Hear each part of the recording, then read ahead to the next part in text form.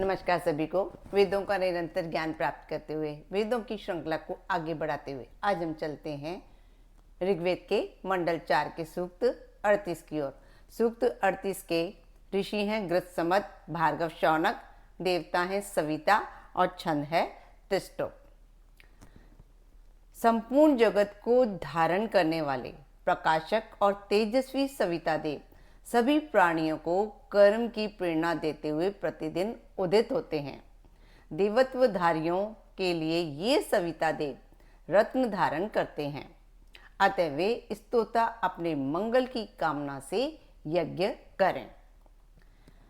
ये तेजस्वी सविता देव उदित होकर संपूर्ण विश्व के सुख के लिए अपनी विशाल किरणों रूपी भुजाओं को फैलाते हैं। सविता देव के अनुशासन में ही अत्यंत पवित्र जल प्रवाहित होता है तथा उन्हीं के नियमों में आबद्ध वायु भी प्रभावित होते हुए आनंदित होती है। अस्त होते हुए सविता देव अपनी द्रुतगामी रश्मियों को समेटकर चलते हुए यात्रियों को रोक देते हैं। शत्रुओं पर आक्रमण करने वाले वीरों को रोक देते हैं। उनके इस कर्म की समाप्ति के बाद ही रात्रि का आगमन होता है। अंधकार रूपी रात्रिवश बुनने की तरह संपूर्ण प्रकाश को आबद्ध कर लेती है। ज्ञानी जन ऐसी स्थिति में करने योग्य कार्यों को बीच में ही रोक देते हैं तथा कभी न रुकने वाले ऋतु विभाग करता सविता देव के उदित होते ही संपूर्ण जगत निद्रा को त्याग देता है। जिस प्रकार अग्नि का तेज घरों तथा समस्त जीवन में व्याप्त है, उसी प्रकार सविता देव का तेज संपूर्ण लोकों में व्याप्त है। उषा माता सविता देव द्वारा प्रदत्त यज्ञ के श्रेष्ठ भाग को अपने पुत्र अग्नि के लिए धारण करती है।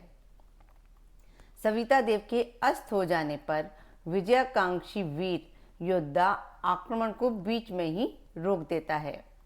गतिमान प्राणी घर जाने की इच्छा करते हैं तथा सतत कार्य करने वाले भी अधूरे कार्य को रोककर घर लौट जाते हैं।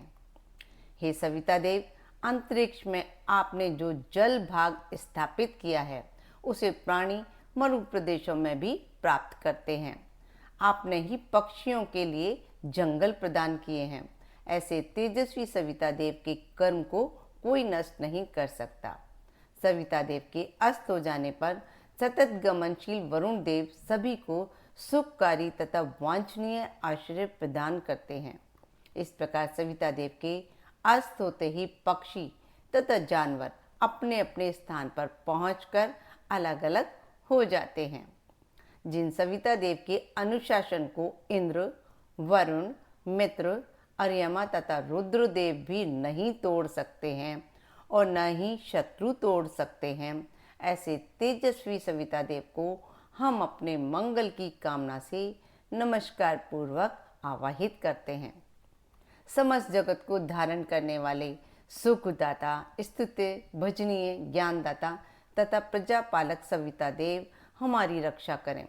उत्तम ऐश्वर्य तथा पशु आदि संपदाओं के प्राप्त होने पर भी हम सविता देव के प्रिय होकर रहें। हे सविता देव, आपके द्वारा प्रदत्त ऐश्वर्य स्तोताओं तथा उनके वंशजों के लिए कल्याणकारी हैं। अतः ध्युलोक, भूलोक तथा अंतरिक्ष लोक का कांतियुक्त ऐश्वर्य हमें प्रदान करें। हम आपकी स्तुति करते हैं। ये हुआ सूक्त 38 कंप्लीट। अब नेक्स्ट वीडियो में हम मिलते हैं सूक्त 39 के साथ में। नमस्कार सभी को।